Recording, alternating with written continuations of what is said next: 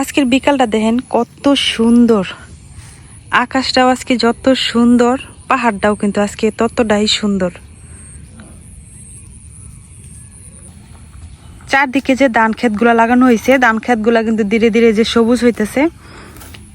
তো এই দৃশ্যটা বৈশা বৈশা আমরা বাড়ির কাছ থেকে দেখি, আর অনেকেই সারা বাংলাদেশের কত দূর দূরান্ত থেকে আইসা দেখে। তো কতটা ভাগ্যবান হইলে আমরা এরকম বাড়িতে বসে বসে লাখ টাকার ভিউ দেখতে পারি। প্রত্যেক দিন সকাল বিকাল যখনই আমাদের হাতে কাজ থাকে না কোনো, অবসর সময়ে আমরা এই যে এরকম গাছের নিচে এই যে বাঁশের যে চাং, মানে এগুলার আমরা চাং বলি, বাঁশ দিয়ে বানানো হয়, আর আমাদের এদিকে কিন্তু প্রত্যেকের বাড়িতেই আছে। তো এই চাঙ্গে বৈশা বৈশা আমরা কিন্তু লাখ টাকার ভিউটা নিজ চোখে একদম ফ্রিতে উপভোগ করি। এই যে দেখতে পারতেছেন পাহাড়টা কি সুন্দর দেখা যায়। আর এই যে ধানগুলা লাগানো হয়েছে, এই ধানগুলা যখন বড় হইব আরো সবুজ হইব, তখন যে কি সুন্দর লাগে বলে প্রকাশ করার মতো না। আজকে অনেক দিন পরে রোদ উঠছিল। তো আরেকটা মজার জিনিস আপনাদেরকে দেখাই। আমি পুকুর পাড়ে বসে থাকতে থাকতে হঠাৎ করে আকাশের দিকে চোখ গেল, আর আমি তো পুরাই অবাক। এই যে দেখেন, মানে আমি এত অবাক হইলাম যে কি ব্যাপার, আকাশে এটা কি দেখা যায়। ও মা, চায়া দেখি তো রংধনু, কি সুন্দর। অনেক দিন পরে আমার কাছে মনে হইতেছে আমি অনেক বছর পরে রংধনু দেখলাম এরকম। তবে আগে রংধনুগুলা এই যে এরকম মানে কি এরকম রাউন্ড হইতো, কিন্তু আজকে রংধনুটা অর্ধেক দেখা যাইতেছে আর অর্ধেক নাই। এদিকে আকাশ কিন্তু একদম নীল ঝকঝকা, আর এদিকে দেখেন রংধনু, কি সুন্দর লাগতেছে। মানে অবিশ্বাস্য, আমি যে এখন বসে থেকে এই দৃশ্য উপভোগ করতে পারতেছি, আমারই বিশ্বাস হইতেছে না। আমি নিজেরই বিশ্বাস করতে পারতেছি না। আমি বসে রইছি, হঠাৎ করে মানে চোখ গেল আকাশের দিকে, আর কি সুন্দর রংধনু হয়েছে দেখেন। ইস, অনেকদিন পরে এরকম মন খুলে আজকে রংধনু দেখতে পারলাম। তো এইদিকে পাহাড়, এইদিকে রংধনু, এইদিকে আকাশ নীল, অসাধারণ একটা দৃশ্য। না, এই পর্যন্তই। হঠাৎ চাইছি, চাই দেখি যে রংধনু অর্ধেক।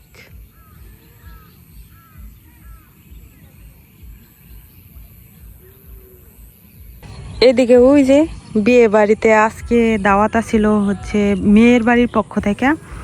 তো ওই যে অনেক মানুষ দেখা যেতেছে, মনে হয় তারা দাওয়াত খাইতে আসছিল, এখন আবার সবাই চলে যেতেছে। তো আমার বারবারই চোখ যেতেছে ওই রংধনুর দিকে। রংধনুটা এখনো আছে, অনেকক্ষণ হয়ে গেছে কিন্তু এখনো আছে। লামিয়া, হুই উফরে ছায়া দেখ কি, হি তোর ফিসে ফিসে উফরে ছা, আসমানো আসমানো চা, হুই যে দেখ, হুই যে কানা নাকি, ওই যে দেখ। আরেকটা জিনিস দেখাই, এই যে এইদিকে যে রংধনুটা দেখা যাইতেছে, এটার পাশে কিন্তু আরেকটা রংধনু আছে। এই যে হালকা, মানে বোঝা যাইতেছে কিনা একদম ঠিক, এই যে আমার আঙ্গুলের সোজা এদিকেটা হালকা, তবে খালি চোখে দেখা যাইতেছে সুন্দর। এদিকেরটা এই যে হালকা, আর এটা কিন্তু একদম কড়া কালার গুলা। মানে অনেক দিন পরে রংধনু দেখলাম, এত ভালো লাগতেছে বলার মতো না। তবে পুরো আকাশটা জুড়ে যদি হইতো এই যে এরকম হইতো, তাইলে আরো সুন্দর লাগতো। আমাদের এলাকায় একটা কথার প্রচলন আছে, আমি জানি না এটা কুসংস্কার নাকি, মানে যদি পূর্ব আকাশে রংধনু উঠে তাহলে নাকি অনেক বন্যা হয়, অনেক পানি হয় দেশে। তো কিছুক্ষণ আগে এখান দিয়ে একটা মহিলা গেল, আমি মানে ডাইকা দেখাইলাম যে আকাশে রংধনু উঠছে। তো উনি এটা দেখে বললেন যে অনেক বন্যা হইব এবছর। তো রংধনুটা কিন্তু এখনো আছে। আমি প্রায় আধা ঘন্টা ধরে কিন্তু পুকুর পাড়ে বসে দিচ্ছি, এখনো কিন্তু রংধনুটা খুব সুন্দরই আছে। এই যে এখনো কিন্তু যায় নাই, তবে ধীরে ধীরে নিচের দিকটা একদম বিলীন হয়ে গেছে, আর উপরের দিকগুলা এখনো আছে। আল্লাহর সৃষ্টি কত সুন্দর, নিজ চোখে না দেখলে আসলে বিশ্বাস করার মতো না যে একটা রংধনুর মধ্যে কত রঙের কালার। আজকের আকাশটা একটু অদ্ভুত রকমেরই সুন্দর, মানে বিভিন্ন কালারের মিশ্রণ আজকে আকাশের মধ্যে। এই যে কতগুলা পাখি, সন্ধ্যা হইতেছে, তারা ঘরে ফিরতেছে। মানে গ্রামে না থাকলে এই জিনিসগুলো একদমই উপভোগ করা সম্ভব না। আর এই যে এইদিকে দেখেন, ওই যে উপরে সাদা, আবার নীল, আবার উপরে হলো কালো। আকাশের দিকে তাকালে বোঝা যায় যে পৃথিবীতে কত রং আছে আর কত কালার।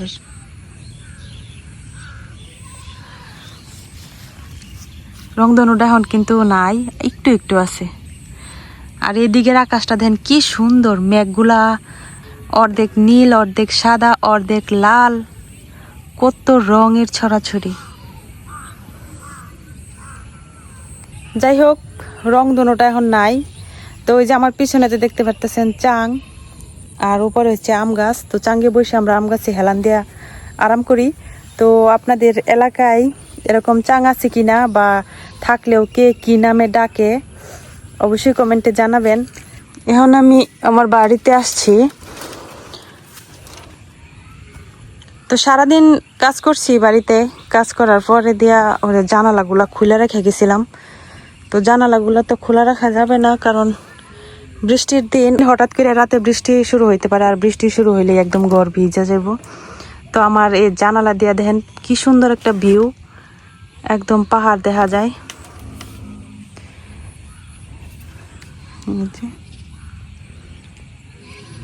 তো সন্ধ্যার আগে এখন আমি বাড়িতে কিছু কাজ করব। তো আমি বাইরে কিছু লাকড়ি দিছিলাম, এই লাকড়িগুলা উঠাবো। আরেকটা জিনিস আপনাদেরকে দেখাই, এই যে গাছগুলা দেখতে পারতেছেন, এত ঝোপালো, এগুলা কিন্তু সব ফুল গাছ।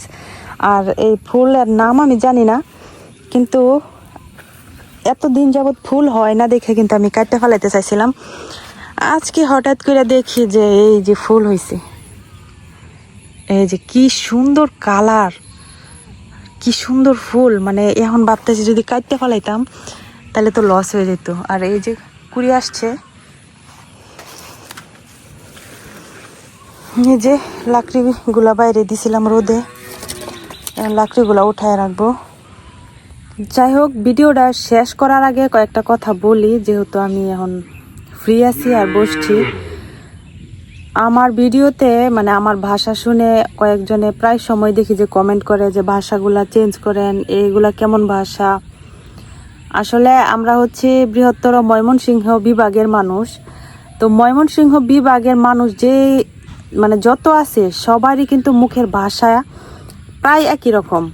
তো আমরা যদিও একদম ময়মনসিংহ বিভাগের লাস্ট সীমানা, একদম ইন্ডিয়া বর্ডারে, তারপরেও কিন্তু আমাদের ভাষা কিছুটা ময়মনসিংহের ভাষা মানে ওই রকম থাকবই। মানে নিজের আঞ্চলিক ভাষা, যে ভাষাগুলো আমরা জন্মগতভাবে বইলে আসছি, তো আমরা যতই পড়াশোনা করি না কেন আমরা কিন্তু ভাষাগুলো চেঞ্জ করতে পারি না। কারণ মানে আমরা মনের যে কথাগুলা, এগুলা আমাদের আঞ্চলিক ভাষায় না বললে একদমই ভাষায় প্রকাশ করতে পারি না।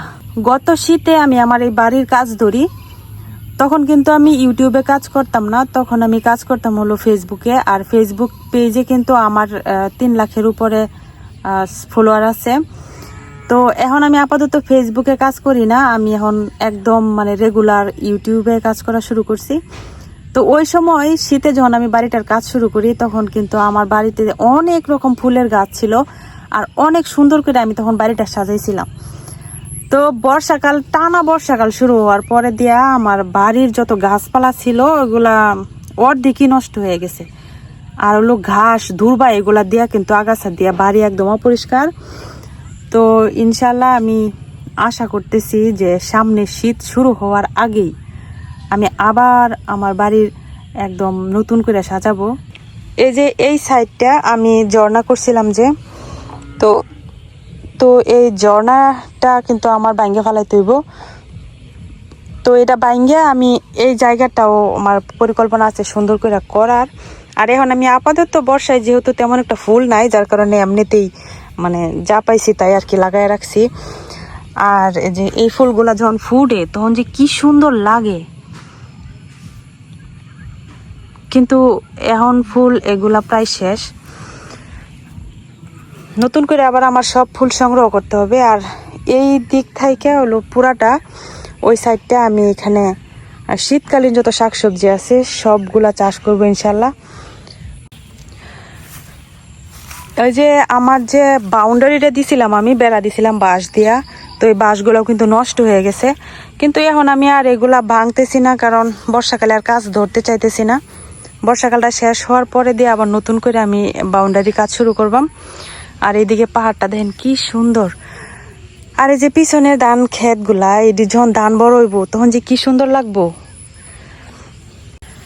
আর এই যে আমার পিছনে যে জায়গাটা দেখতে পারতেছেন, এটা কিন্তু প্রায় 1 কাঠার উপরে জমি নিয়া, মানে পুরাটাই এখন খালি আছে।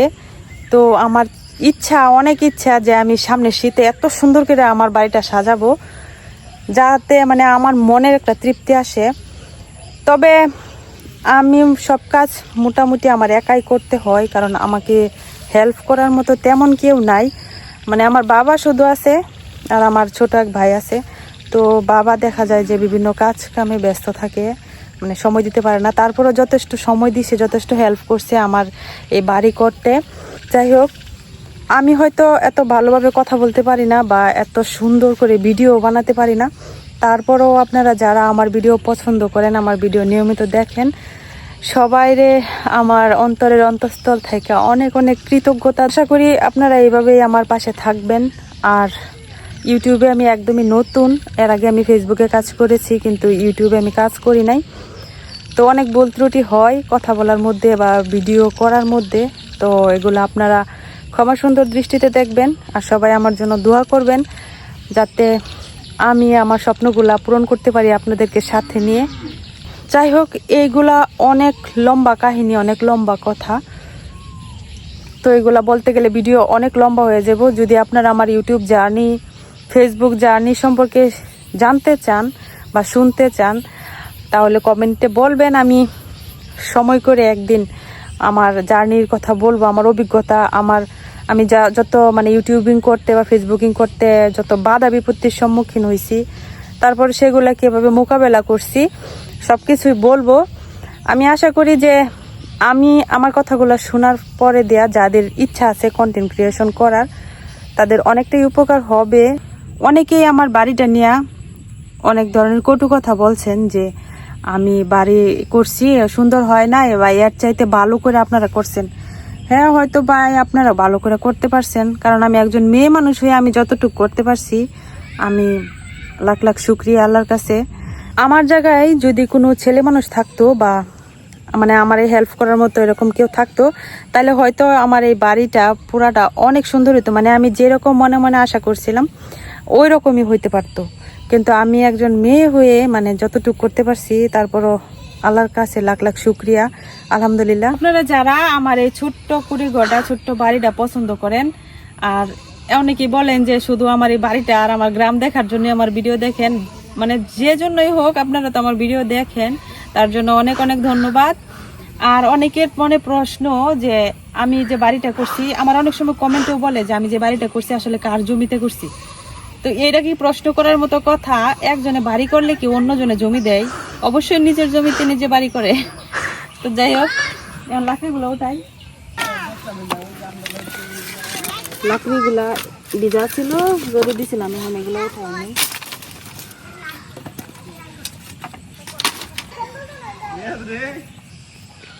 যাই হোক, অনেক কথা বলে ফেলছি। তো এদিকে কিন্তু সন্ধ্যা হয়ে যাবো প্রায়। তারপরে এই যে এটা কিন্তু পূর্ব দিকের আকাশ, সূর্য অস্ত যায় হলো পশ্চিম দিকে, কিন্তু পূর্ব দিকের আকাশে এখনো দেখেন জল জল করতেছে, মনে হইতেছে যে মাত্র সূর্য উঠতেছে। যাই হোক, সন্ধ্যা হয়ে গেছে প্রায়। এখন আমার কিছু কাজ আছে, তো এই কাজগুলা করব। ওই যে পিছনে লাকড়ি, এই লাকড়িগুলা নিতে হবে। তারপর বাইরে যে চুলাটা দেখছেন, এই চুলাগুলা ভিতরে নিতে হবে, নাহলে বৃষ্টিতে একদম ভিজা যাব। তো আজকে এই পর্যন্তই। সবাই ভালো থাকবেন, সুস্থ থাকবেন। আল্লাহ হাফেজ।